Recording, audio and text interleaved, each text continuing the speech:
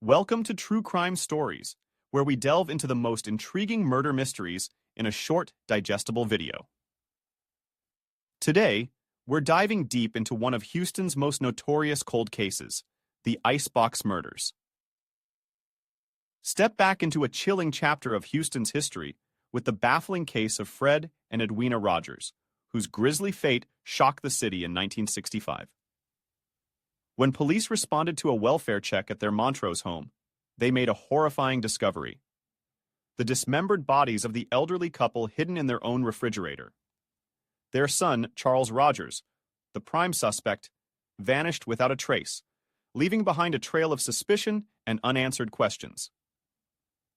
Join us as we delve into the eerie details of the crime scene, from bloodstains leading to Charles's bedroom to the unsettling discovery of murder weapons. Despite extensive investigations and theories, including wild claims linking Charles to the CIA and the Kennedy assassination, the case of the Icebox Murders remains unsolved to this day. The Rogers lived in a quiet neighborhood, and their disappearance raised concern among neighbors and relatives. Marvin Martin, Fred and Edwina's nephew, became worried when he couldn't reach them for several days. He called the Houston police on June 23, 1965, requesting a welfare check on his aunt and uncle. Officers arrived at the Rogers residence at 1815 Driscoll Street in Montrose and found it eerily empty. However, signs of recent activity were evident. Food was left out in the kitchen, suggesting an abrupt departure. Upon further exploration, Patrolman C.A. Bullock made a grim discovery that would haunt the community and baffle investigators for decades. Inside the refrigerator, amidst food and groceries, were the dismembered bodies of Fred and Edwina Rogers. The scene was gruesome and shocking, as law enforcement grappled with the realization of what they had uncovered. Charles Rogers, the Rogers' adult son, immediately became the primary focus of the investigation. He lived with his parents in the same house and was notably absent when police arrived.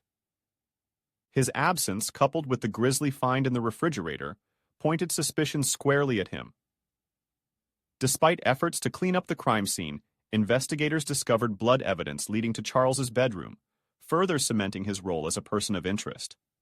However, Charles Rogers never surfaced to explain or defend himself. His disappearance added another layer of mystery to an already perplexing case. In 1975, a decade after the murders, Charles was legally declared dead, though his body was never found. The declaration of his death did little to settle the speculation and theories surrounding his involvement in the Icebox Murders. The case garnered significant attention over the years, captivating both the public and various authors and theorists.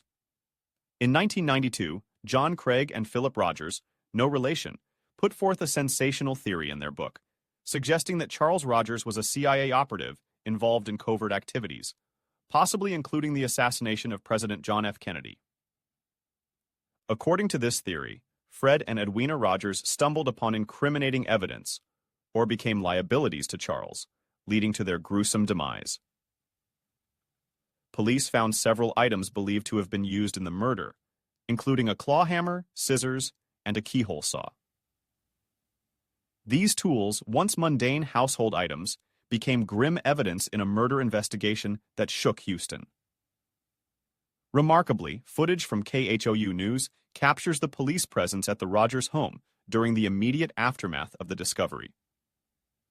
Neighbors, initially unaware of Charles's presence in the house, recounted peculiar behaviors, such as him leaving before dawn and returning after dark, communicating primarily through notes slipped under his attic bedroom door. The investigation into the Icebox Murders unfolded during a time when forensic practices were evolving, but had not yet reached the sophisticated standards of today. The handling of evidence, as seen in the historical footage, was notably different from modern procedures. Investigators, seen handling potential murder weapons with bare hands, reflects an era before the widespread adoption of gloves at crime scenes, which became standard practice in the mid-20th century to prevent contamination and preserve evidence integrity. The concept of cross-contamination and the meticulous collection and processing of evidence were not fully realized until advancements in forensic science, particularly with the advent of DNA analysis in the 1980s. The evolution of forensic practices underscores the challenges faced by investigators in the 1960s as they navigated a complex crime scene with limited technology and methods. Despite decades of investigation, speculation, and theories ranging from espionage to family secrets, the case of the Icebox murders remains unsolved. The lack of closure has fueled ongoing fascination and debate among true crime enthusiasts, historians, and Houston residents alike. The lingering mystery continues to haunt those familiar with the case, prompting questions about what truly happened in the Rogers home and the fate of Charles Rogers. This documentary offers a rare glimpse into a notorious cold case that continues to defy resolution. Explore the history, evidence, and enduring mysteries surrounding the Icebox murders, and witness how this tragic event left an indelible mark on Houston's collective memory. If you enjoyed this short crime story, please subscribe for more.